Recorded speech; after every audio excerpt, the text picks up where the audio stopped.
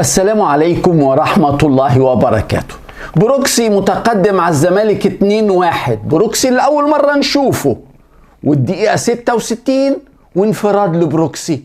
الجول الثالث لا مش جول، حسام عبد المجيد بيشده من الفانيلا جوه ال 18. ده حسام عنده انذار، اوبا تيت بنالتي، تيت انذار، حسام عبد المجيد بره. بروكسي 3-1 والزمالك 10 لاعبين.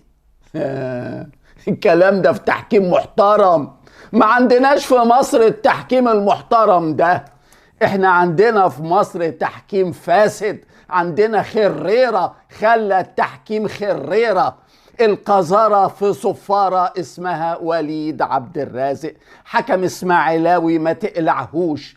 الزمالك في الاخر كسب 3-2 وطلع في كاس مصر لدور ال16 في ماتش لا يمكن تشوفه في اي حتة في الدنيا الا مع الحكم الخريرة وليد عبد الرازق. في زمن الخريرة ومحمد فاروق وتوفيق السيد، في زمن ما عندناش تحكيم في مصر، عندنا فساد عشان النانوس يكسب ويكمل في الكاس. وقال ان النانوس ده كان عايز يلعب ضد الاهلي في السوبر. ده انت كنت شت 6 و7 و8.